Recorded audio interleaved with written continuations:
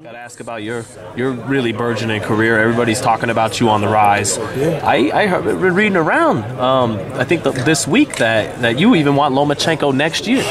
Still Lomachenko next year. Yeah, you know, honestly, it is what it is. I don't believe that top rank, and they're not gonna put me in with Lomachenko at this point unless there's a reason to, unless I have a title, unless I have the two straps, things like that. So we got to get that first, and then we could talk about that more often. You know, we could talk about that and then negotiate from there. Right now, at this point, December 8th is another stepping stone. We might fight for the world title eliminator, and next year we'll fight for a world title, and then hopefully we can have that Lomachenko fight, because then he'll have a reason to fight me. Right now they don't have a reason to fight me. Right now that's why they're not saying anything. They're just staying quiet. You know. But if anything, I don't care. I'm not scared of him. I'm not scared of no fighter. I don't respect no fighter. That's the thing. I don't respect no fighter. I really don't.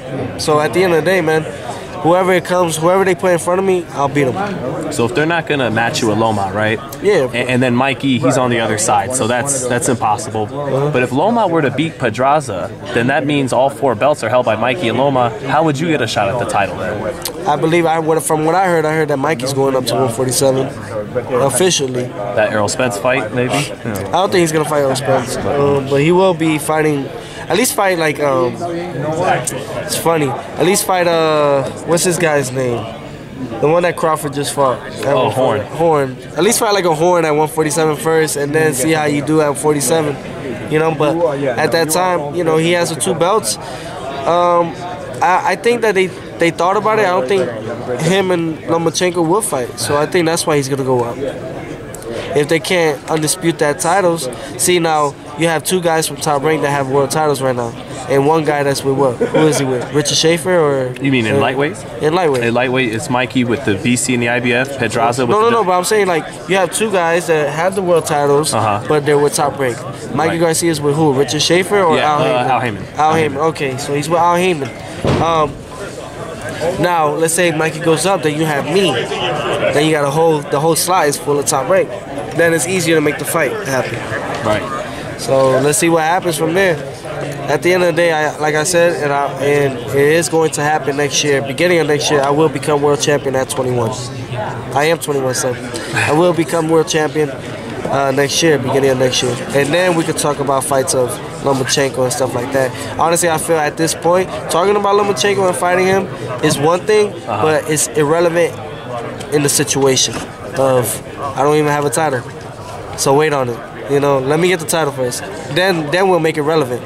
People, when they watch you fight, though, they're gonna want to ask you about that Lomachenko. I don't care. Yeah. And from what I heard is that they just moved from December 1st, Lomachenko, to December 8th. Yes.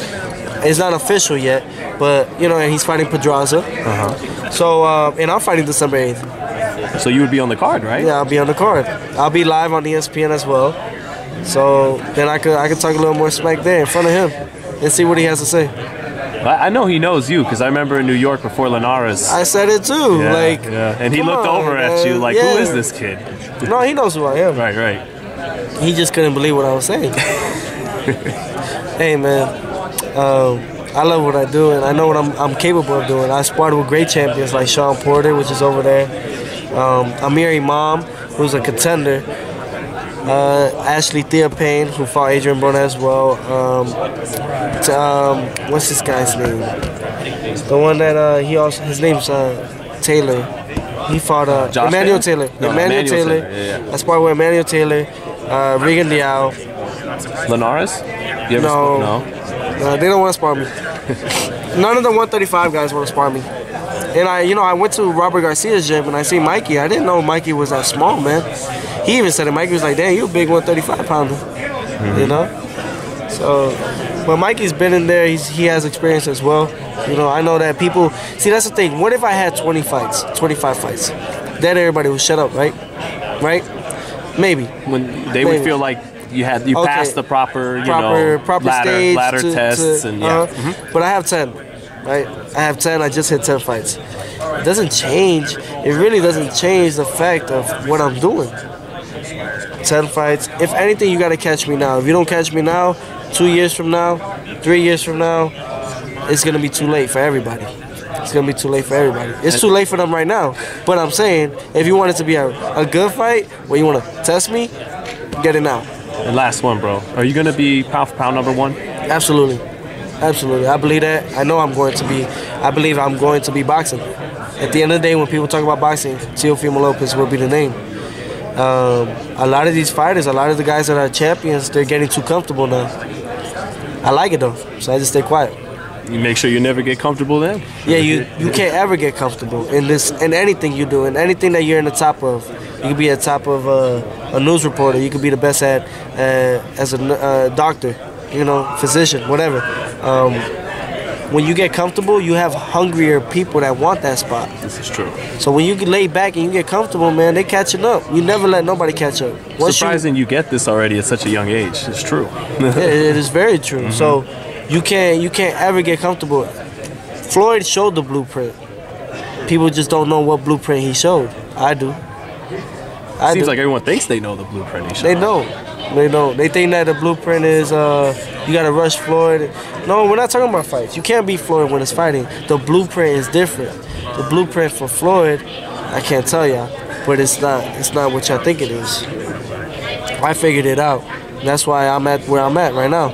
I am in talks. I'm not a prospect. I am a contender. I don't consider myself a prospect anymore. If they nominate me Prospect of the Year again this year, I'd appreciate it, but I'm past that. I'm past that. I feel like people should stop looking at me like that and overlook and look at he is a contender.